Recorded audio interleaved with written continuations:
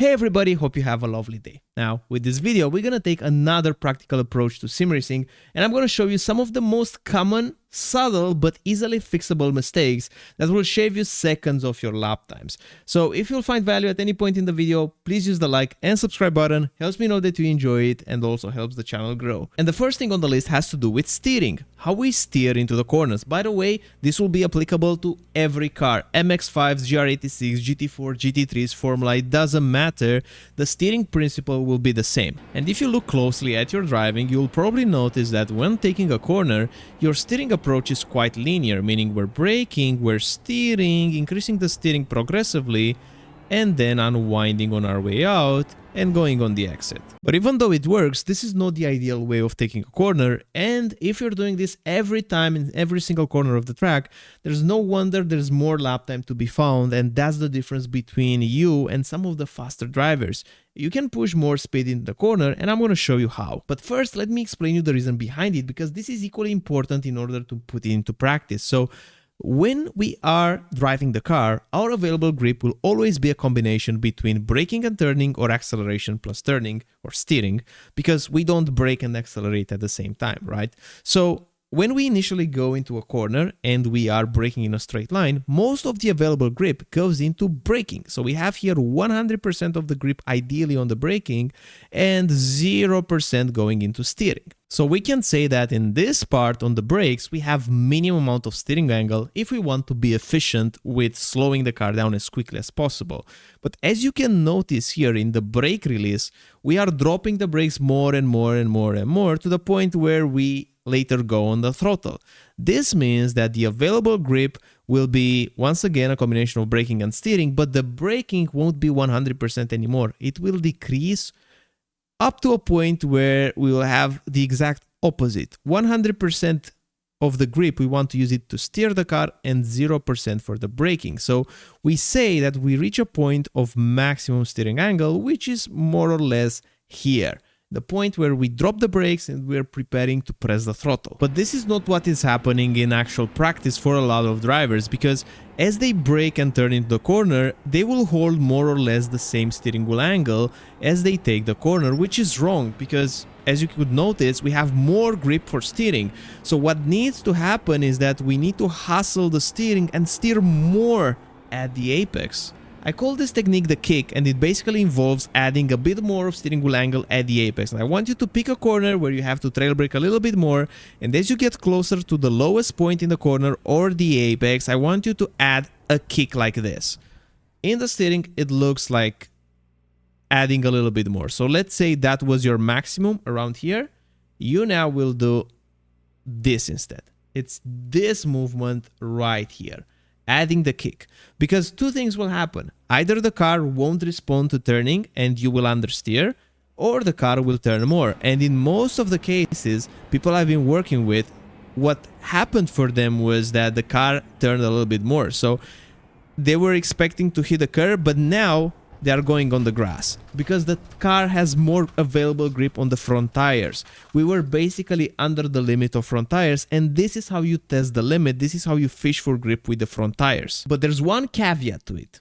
The timing matters, because we need to do this extra steering angle application in the lowest speed point of the corner. So if we look here at this brake and throttle traces, the point where we should add a bit of steering is this small gap here in between the brakes and the throttle, because if you think about it, the moment that you press the gas, that's not the minimum speed in the corner anymore. Caveat number two is that you don't need to do it very quickly because the tires will instantly slide. So for example, if I'm trying to apply the kick like this very quickly, yes, the car will turn, but at some point the fronts will just slide because we're doing it very quickly. So the speed of turning also matters. The timing matters, the speed matters. You want to be patient, and you also want to focus on the force feedback, because as you increase the angle, the force feedback signal will get lower. And when you feel like the wheel is lighter, that's the point where you should stop. That's the max amount of steering that you can push into the corner. And caveat number three, if you're enjoying all this and you want to improve even more, recently opened the Get Good Racing Academy. Also, the course is on my website. This is just a small part of what we're doing there. I hope you're enjoying it, because now I'm gonna move to the next topic. And that's the braking. And our goal with the braking will be to maximize the plateau, or maximizing the percentage that we're holding while we're braking in a straight line. This is one of the common mistakes. We see them time and time again, and it doesn't matter which car you're driving. Once again, you could be doing this in an open wheel and it will still apply. Even though in open wheel you have to drop the pressure because the downforce is getting off the car, you still want to maximize that little window that you have when you're holding the maximum amount of brake pressure. And I want you now to focus on this telemetry overlay that I have here when I'm showing my brake trace. If you don't have a telemetry overlay, you can use SimHub as a free overlay, or you can use iOverlay, you can use Race Labs. But I highly encourage you to use one of these so you can see your brake shape in real time instead of just seeing your brake and throttle input as just 2 bars. It's much better. That being said, what you want to avoid is the phenomenon in which you're pressing the brakes hard initially, you're dropping them, and then you reapply them. This kind of shape just tells you that you're not using all the available grip. Because think about it, if you're able to brake hard initially, then you're dropping the pressure and you're able to reapply the pressure hard enough, it means that we were not at the limit when we dropped the brake pressure. Because how would we be able to reapply them again if we were at the limit? So when you're braking into a straight line braking, no elevation change, where the grip is the same throughout the whole duration of the braking, you don't want to brake hard, drop, reapply. This is just a very common and obvious example, but it can be subtle as well. The brake shape can look something like this. You see, this one is not as obvious, but it still shows that little gap in between where you're reapplying the brakes. It shouldn't be possible and you don't want to see it.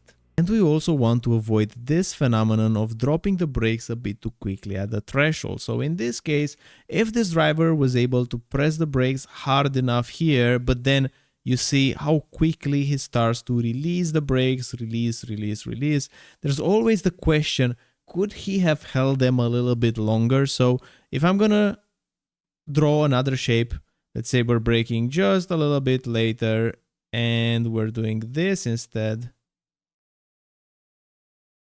You see, in the second shape, there's a bit more fighting for holding high percentage. And this will yield to a better stopping power. And the good thing about it and the cool thing about it is that if you make it work, you can move your braking point and you can put it later, because now you're more efficient at holding those percentages. The car will decelerate sooner. So the key takeaway here is, no matter the car, try to fight as hard as you can to keep the brakes engaged here at the top and in the brake release without locking up the tires, without triggering the ABS. Because if you can do this, if you can achieve holding a little bit of higher brake pressure without dropping that quickly initially or in the trail brake, then you're 100% going to be able to stop the car sooner, and therefore you're going to be able to brake later and you will gain time on corner entry. And to put into practice, pick a corner where you will just brake in a straight line, try to minimize the ABS engagement and try to fight for each percentage while you're releasing. The goal will be to stop the car sooner and sooner and gain time on corner entry. And for the number 3, this is something that is easy to explain and show, but a little bit difficult to put into practice without overdoing it. And Danny Lee released a video a while ago, which is really good, about power on slip. I have to get a little bit more rotation from the throttle as well. This can be exploited to our advantage, even though it's not as easy, because we can easily overheat the tires or just have too much wheel spin. But the idea behind it is, if you're driving a GT car, you want to have a little bit of traction control activation, just barely blinking when you're pressing the throttle. This tells you that you're very close to the limit, just dancing over and under the limit, and also gives a bit of rotation on corner exits. And if you're not driving a car with a TC assist, you just want to feel like the rear end is slightly dancing on the exits of the corner. So let me show you an example. And by the way, you should be doing this in corners that lead to big straight, because think about it. We're using more the rear tires, we have the chance to overheat them. Power on slip shouldn't be used in all the corners of a track, because you will soon get to a situation where it does more harm than good. But if you pick a corner where you want to make this sacrifice or compromise, here on Road Atlanta, this corner, this next one, leads to a big straight, right? So I want you to pay attention to this blue LEDs here on the left and right. You will see them flashing just for an instance. Just look in the bottom. Boom. Now, saw them? We get a little bit of TC activation here because we were aggressive with the throttle, and that aggressive on pressing the gas gave us two advantages. First, pressing the throttle earlier means that we make this straight shorter, so we gain time on the straight. But secondly, we gain a bit of rotation as well. So what we're looking to find is the car slightly dancing and us gaining time on the exit by having just a slight amount of power on slip. I'm going to play it one more time so you can see it. Focus on these LEDs here, left and right. Those two will flash into blue just for a brief moment, like right now. Boom. This is what we want to do. This is basically what you need to do. So if you focus on adding more steering wheel angle at the apex, timing it with the lowest speed point in the corner and making sure you're not steering the wheel so quickly that the front tires slide, if you make sure that you're not releasing the brakes very abruptly and you don't fight for each percentage so that you're efficient on the brakes, or you go on the brakes, you drop and reapply, you want to avoid it. And also, if you focus on having a bit of power on slip in key corners of the track where you don't overheating the tires unnecessarily and you're not sliding or engaging the TC too much, then, oh man, these three can really change your technique. I hope you're able to see that there's a big potential into it. I've tested it with a couple of coaching students and the results were pretty much amazing. So I hope you enjoyed this type of practical video with some explanations here and there. I hope you find it valuable. If you want to support my work, check out getgoodracing.com. I can assure you that your driving will be to a whole new level if you use any of my services. But anyways, thanks for watching. Thanks for sticking around. And I'm looking forward to see you in the next one. Bye-bye.